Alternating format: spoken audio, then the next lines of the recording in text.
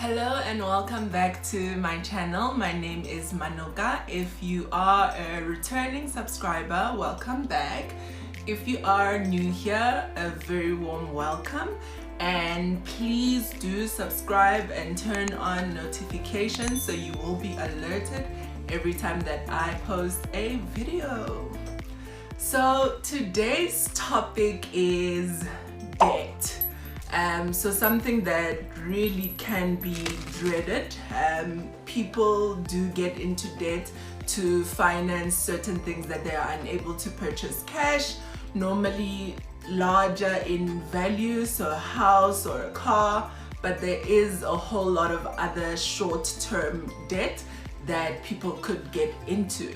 So today I want to talk specifically about what you need to do before you get into debt to make sure that that agreement is as favorable as possible for you, that you are paying the least amount of interest, and therefore that it will take you a shorter time frame to pay it off and that it won't become a burden to you. So this is part 1 of my debt series. Part 2, stay tuned, will follow after this episode, will be about how to get out of debt for anyone who is already in debt and looking at the future. How long will it take you to pay you off, and what are the things that I have done for myself to try and get out of debt in the past.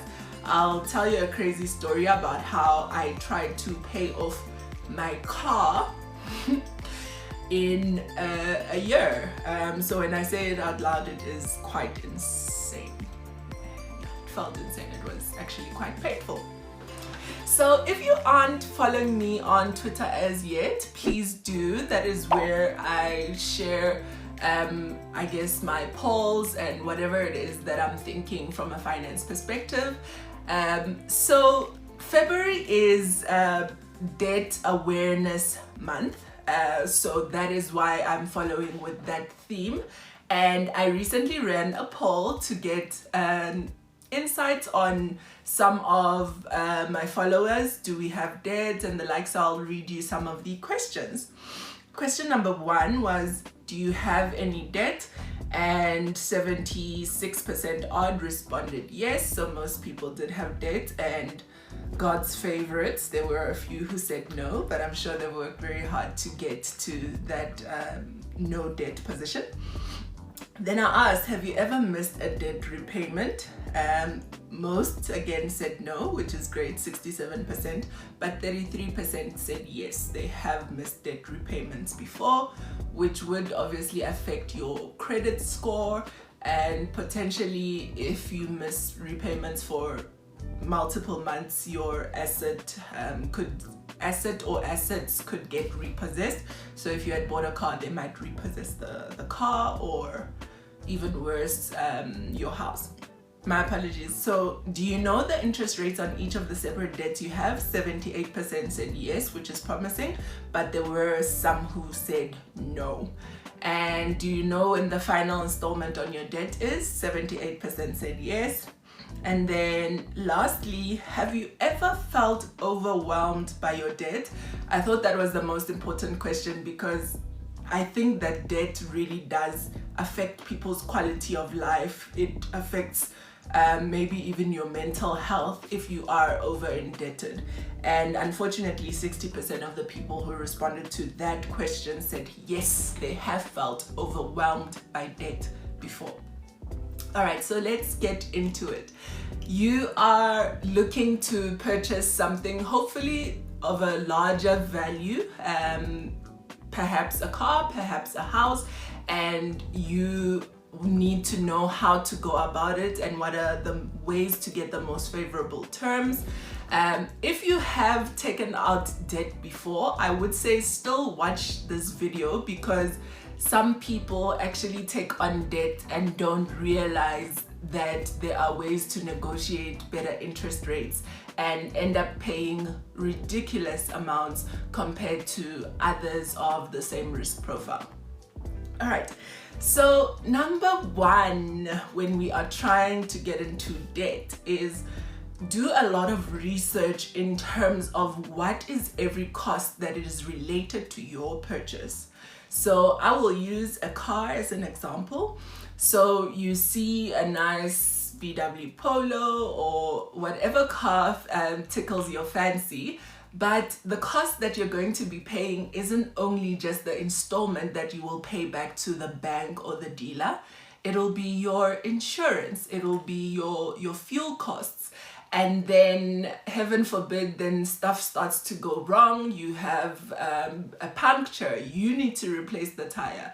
The car needs to go into service. Hopefully it's on a service plan. If it's not, you are paying for all of those costs. So very important to remember, these big purchases come with a lot of admin. Sometimes you'll find yourself wishing you hadn't. With a house, there'll be a lot of maintenance that needs to be done around the house. Again, you need to pay for insurance for the household, for the contents. It really is, the costs add up. The rates, the levies. Hey, don't talk about the levies. I know everyone is insanely furious. I know in Johannesburg, people are paying ridiculous amounts for levies at the complexes or estates that they are staying at. So if you don't consider all the costs, you will realize only down the line that you've purchased something that was too expensive. Why? Because of all the hidden costs. Oh, still on researching. So now you find the house or the car that you want. Please make sure that you also consider right off the bat, what are the various options? So if you're buying a car, do you have to buy a brand new car? Can you buy a demo? Could you buy on auction? Could you buy a previously loved, a second-hand car? There will obviously be different pros and cons in each category, but you need to make sure that this purchase is not something that you do quickly, because it's going to stick with you for 5 years sometimes. If it's a house, people are paying those off sometimes up to 20. I have 20 years. I've seen one of the banks, Capitec, last year was coming up with a 30-year term. No, that is a lot. So 3 decades to be paying off your house, it is going to suck the joy out of you. And we don't want that. We want to pay it off quickly so we have extra money. All right, then number 2, still on research.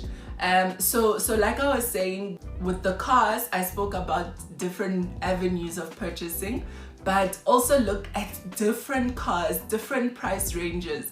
I was so shocked the other day to find out what my first car that I had in 2012, how much it costs today, 9 years later. My first car was a little Kia Rio. I loved it, absolutely loved it, and it had very nice features as well. And I loved Kia because they give you a lot of bang for your buck. So for very little, you can get nice features, your Bluetooth and everything else. Whereas other dealers, they make you pay extra for all of those things. Now, I found out, so this Kia Rio, when I bought it, was around 156,000 9 years ago, and I think I was paying about 3,500 was my installment on that date when I started. But I found out now that the literally bottom of the range, the starter Kia Rio now costs 280 odd something rands, which is double of the one that I had, which actually had more specs. So guys, the cost of living is insanely high, and cars especially just seem to be skyrocketing. So we definitely need to look at various options. So if you thought you're gonna buy a Kia, can you afford the Rio, or should you be rather looking at the Picantos or something smaller and a little bit less in price? So do lots and lots of research before you get your heart set on a certain car or house without doing sufficient research. Then budgeting. Can you actually afford to borrow? So I would like you to refer to the video that I did last year. I will post a link below. But look at your budget. You cannot purchase or get into debt without having properly looked at your budget and whether you could afford something. So look at the 50-30-20 method, which says 50% of our costs should be those that are needs, 30% should be wants, and then 20% should be saving and investing, ideally. So that's an ideal split. So you shouldn't purchase a car and then find out that car was actually like 40% of your salary. You will, yeah, that will be very tough. So budget before you purchase. You need to look at your budget and whether it's going to work. You can also, once you figured out the cost of how much that purchase will cost you or the repayment, you can save that money for a few months beforehand to figure out if it is manageable. So for example, if you think all your car related costs will be 5,000 rands, you can save 5,000 for 3 months. That will help you with a deposit, but also to see if you can actually afford it before you take the plunge. Then number 3 ties on to what I just said now on budgeting. So if you save a few months before your big purchase, you will also have a deposit, which greatly helps to reduce your installments that you will pay over the term of the loan. But then also secondly, the bank might see you as lower risk. So if you they think, yeah, this lady or this gent is all right, if he for as long as possible before you make the purchase. I know sometimes maybe you've started working and you urgently need a car, so you can't maybe wait 6 months, but maybe try for a few months, 2 or 3 months, and then see how that goes. And the deposit, whether it's a car, whether it's a house, is going to help you to get more favorable terms. This is my favorite part, negotiating with the various banks.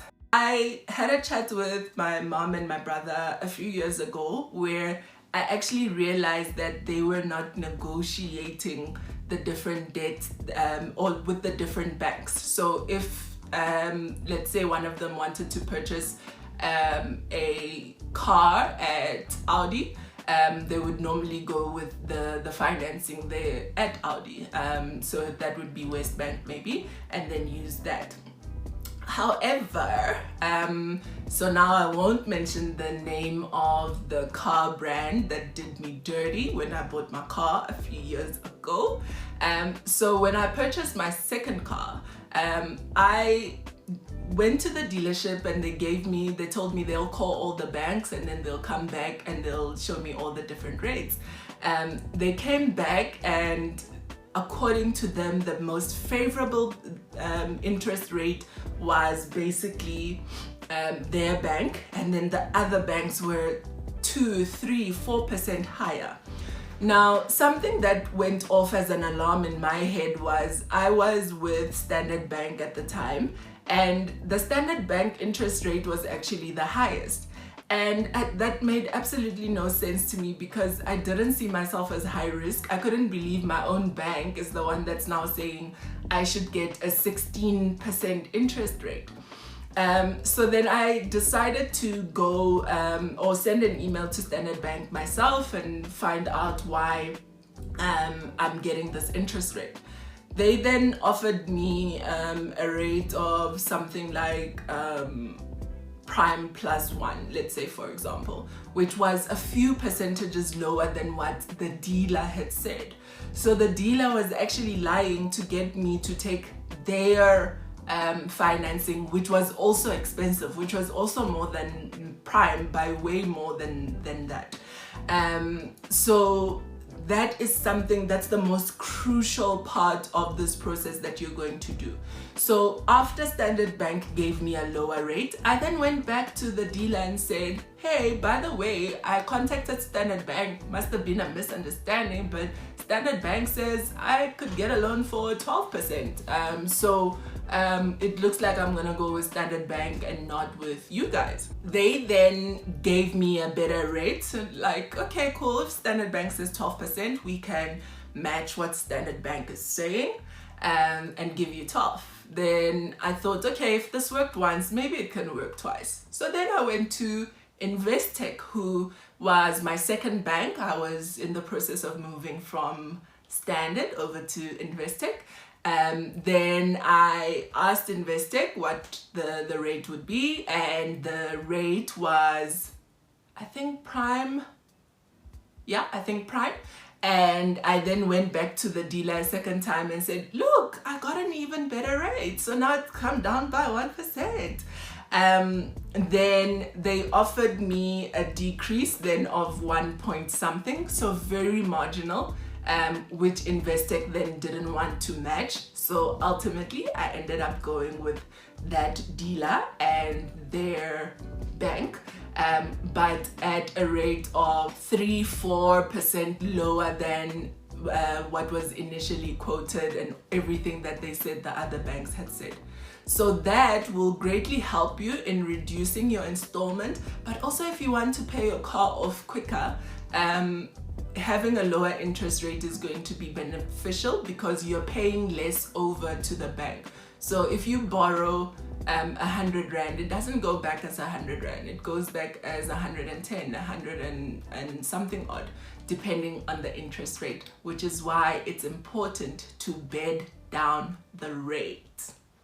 I know that it can be so tempting to want something that is flashy and shiny.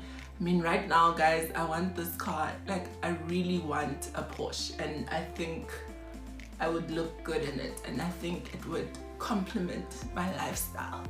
But my budget is not saying this is a person that can afford a Porsche unless my crush buys it for me, and that is not looking promising. So I want to encourage you guys, whether it is a car, whether it is a house, please, please, please work with your budget, work with your means. It doesn't mean if you can't afford something today that you will never afford it. So one day I may, one day I will afford a Porsche, but that day is not today. So then today I can't buy a Porsche if I can't yet afford it. So please don't try to keep up with anyone, the Joneses, the Motsepes, the Kardashians, whoever it is around you that is influencing your view. If you can't afford it, do not do it. It will not be worth it and your happiness.